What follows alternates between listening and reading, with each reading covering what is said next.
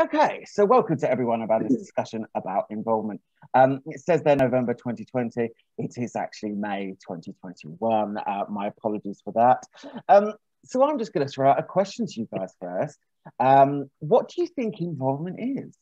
And what do you think is the difference between involvement and engagement and volunteering? Oh, Mum, I don't know. Could anyone hazard a guess, maybe? Engagement being involving and being and helping and supporting rather than actually volunteering and taking on a role. Yes, yeah, that's basically it. So in relation to what is involvement, how is it different? It is related to both. You can't have involvement without engagement. It is about us learning something or doing something differently or making a decision based on input from people outside the organisation. So very much so that we want to bring people in from an external basis. Involvement as well, we'll talk about this in a little bit, has a different recruitment path to volunteering. We are specifically targeting groups with individuals with lived experience of ataxia. And when I say that, I don't necessarily mean that you have to have ataxia yourself, but you can be a parent, you can be a relative, you can be living with a condition. So it's anyone affected by ataxia, and we want them to be involved in the decisions that we make. So why involvement? Why do we have it in the first place? So we want to encourage more active engagement from people living with ataxia. We should always be consulting with the ataxia community on our work. We want to represent their views. We also want to, again, this is a big piece of work about having a wider and diverse group of people that we can engage with going forward.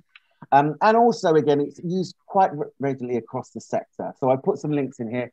Anastasia will send out the slides to you after the session with the typos amended. But yeah, so Parkinson's UK, Cystic Fibrosis Trust, Macmillan Cancer and Support.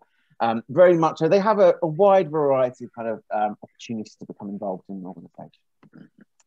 So we also have here, and this is the ladder of involvement. So there are different levels of involvement within an organisation. So we have level 1, which is basic consultation, level 2, in-depth consultation, level 3, co-production, and level 4, ownership. So we're just going to very briefly spend some time on what those are. So basic consultation, no input of what it's are. So what the examples of this could be would be basic questionnaires, surveys, or polls. So we usually at the virtual activity session usually send out a survey occasionally after we've done a session. That's quite a basic survey. And again, it's just basic consultation. Polls as well about people's experiences. And we do that quite regularly here. In-depth consultation, the level 2. So more in-depth consultation, people can express themselves outside of fixed questions. So this could be on social networks, so on Twitter, Facebook, Instagram, surveys that invite additional comments. So if you haven't seen already, we've just, as an organisation, sent out 2 surveys, one around carers and one about your experience of ataxia. Surveys designed with relevant stakeholders, so specific people in mind. And then things like forums, meetings, and Zoom meetings. So again, this is kind of more the things that we'll be discussing in the examples that we have. Co-production. So again, these are some of the, we do have some of these here. So steering groups, project groups, or forums.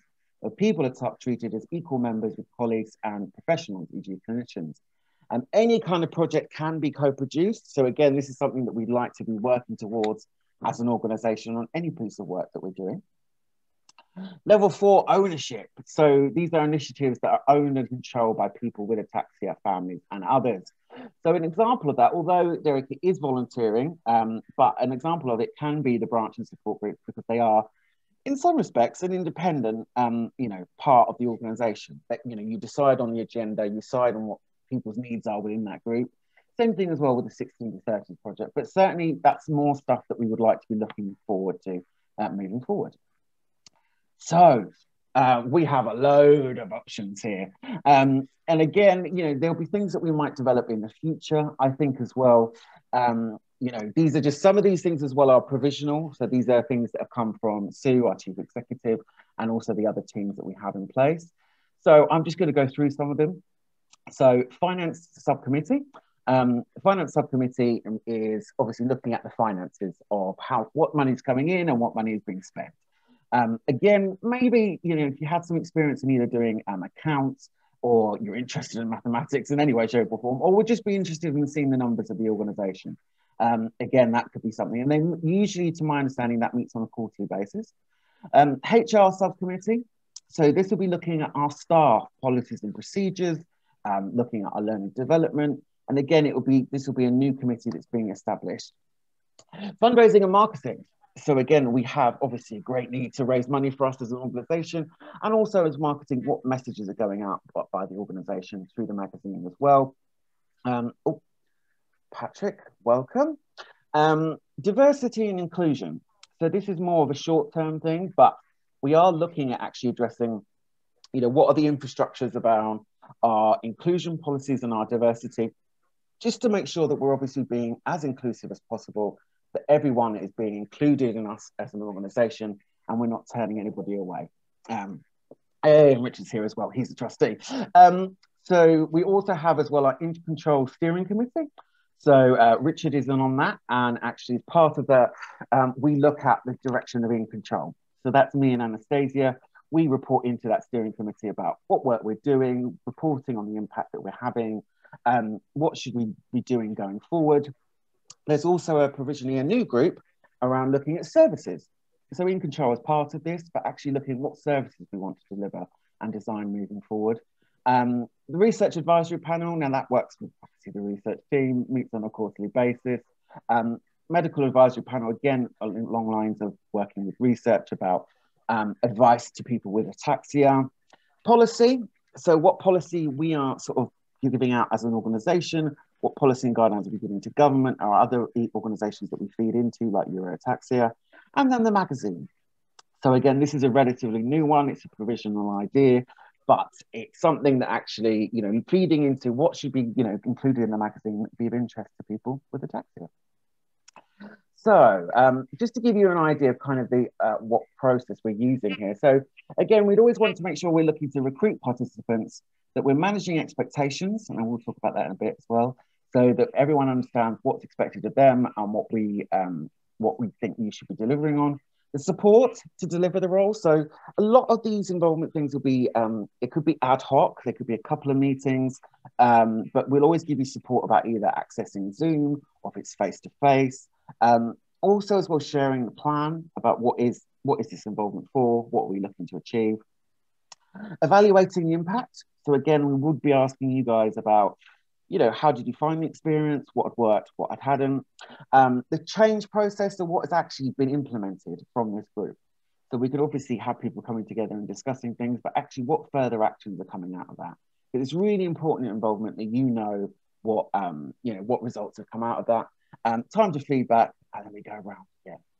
And, very much so, similar to the volunteering, this involvement, a lot of it, like I said, could be done on an ad hoc basis. Some of it is more regular, but it's, a sort of a way to suit all your needs. So what is the flowchart? What is the sort of process that we're looking at? So we have a project plan for involvement, and this will be done for every of the groups that we have, that we are recruiting participants. So in itself, that we have an involvement registration form. We'd ask probably people to ask their experience, say, for example, especially with HR, potentially fundraising as well. Then we deliver that involvement in whatever shape it's designed to do, and then we're evaluating its impact. So it's very much a circular effect. And again, always feeding back, and like I said, and always sharing information going forward. So project plan. Always identifying the need for involvement for a specific project. Establish outcomes and objectives. We gain sign-off from that from our Chief Executive or the wider SMT. Select a strategy on how we're going to engage with people. Record how people will be involved, and establish how we're going to evaluate the involvement. So what are the success measures that we want to bring into play? And the reason that I'm sharing this with you now is just to kind of showcase the thinking and the organisation and the structure that we're trying to do with our involvement. So recruitment, obviously, you come today to this session, which is marvelous, but we want to make sure that this is going to be the most time-consuming part. We are looking potentially as well about having a list of people on standby if they express an interest, but we want to make sure that people are engaged with, that they know what opportunities are coming up, and they can dip in as and when they would like to. Expectations as well. This would be something that we always want to make quite clear about. What is the expectations of the group? What are we looking to achieve? So if, say, for example, we have a services group, we won't necessarily be talking a great deal about what research proposals are coming into place, because it just isn't relevant for that specific group. Doesn't mean that conversation can't happen, but again, it's just about making sure that everyone's clear about what the expectations of the group.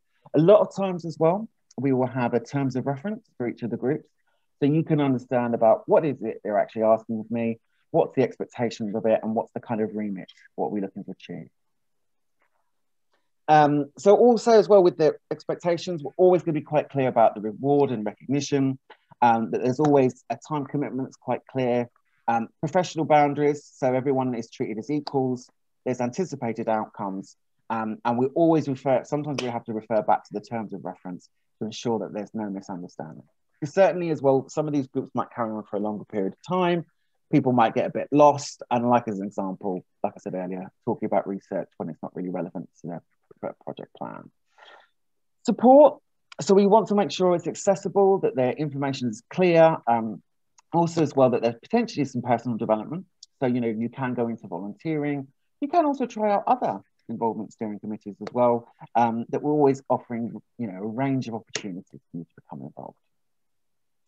Virtual involvement, and I think, you know, for a lot of the feedback we've had from the virtual activities and some of our other sessions, a majority of these will be doing through virtual sessions or virtual Zooms. We think it can be more effective to obviously get people's feedback, especially, for example, sometimes around our publications in the past, we've emailed out to people as far as their feedback. Maybe now we would do more of a focus group scenario. In control team, which is me and Anastasia, if you didn't know already, are always on hand to kind of help you, you know, talk things through or talk through the relevant opportunity.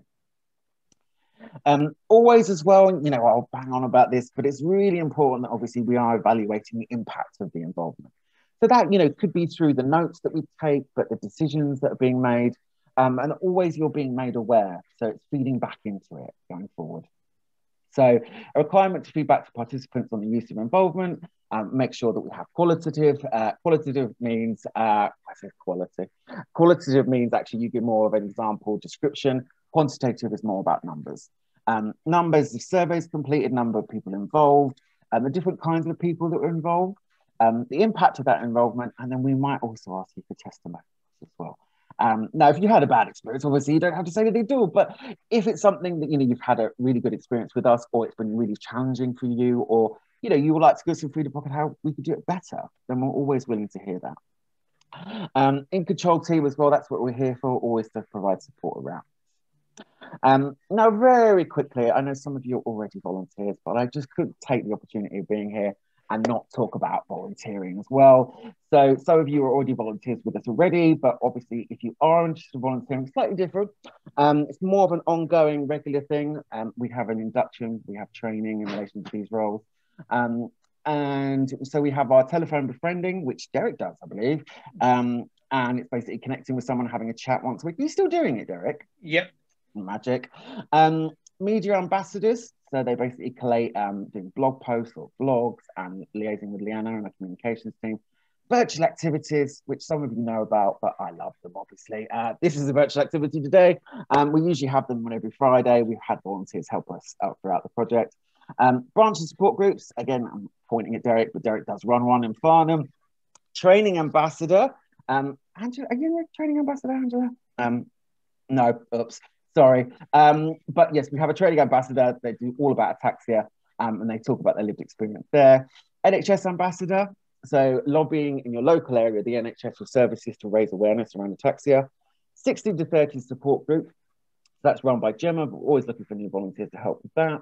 And then fundraising, which isn't necessarily about jumping out of a plane or shaking a bucket outside a supermarket. It can be a whole variety of things.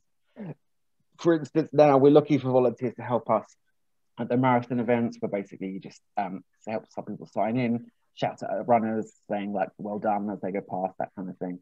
And we're always open to developing new volunteer roles within the organisation.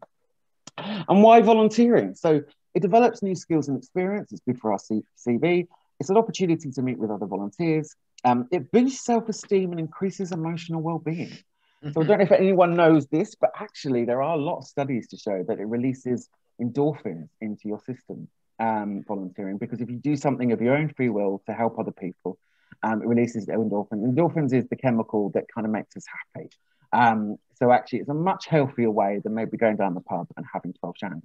So, and also as well, you're making a difference to the ataxia community. Similar with involvement, we wouldn't be able to do our current work without people's input, and can be flexible, similar to the involvement, at a time and date to suit you. So we do have a variety of roles. Some of them are more regular, so the befriending would be once a week, but some of them could be more ad hoc, similar to the involvement. Similar, we have a structure in place. I love an arrow. We have a phone call where basically either myself and Anastasia will have a conversation about the role. We have a volunteer meeting where we discuss the role a bit more in depth to see if it's of interest. We ask people to fill in an application form, and then we have an induction. So I wanted to present that because it is different in relation to the involvement side of things, the volunteering.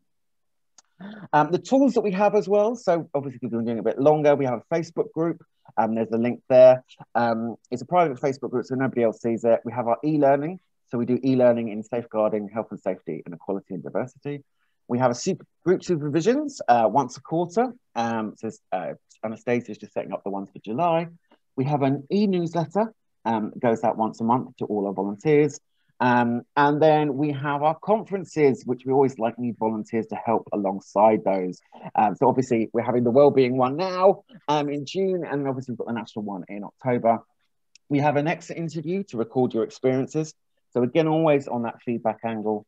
And we also have Volunteers Week as well, which is a national celebration of volunteering from the 1st to 7th of June. We will also, although not really relevant in a lockdown world, but we can provide expenses.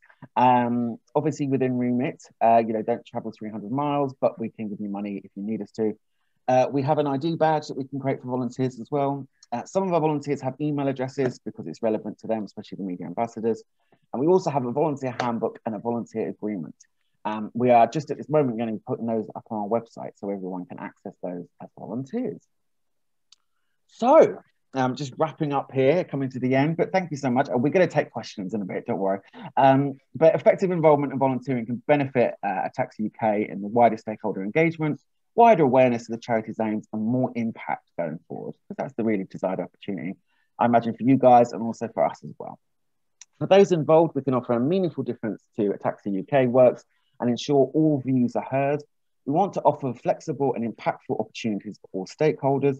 And any queries, as always, you can always get in touch with us in the control team. Even volunteering or involvement, we're always happy to help. So thank you very much. Anastasia.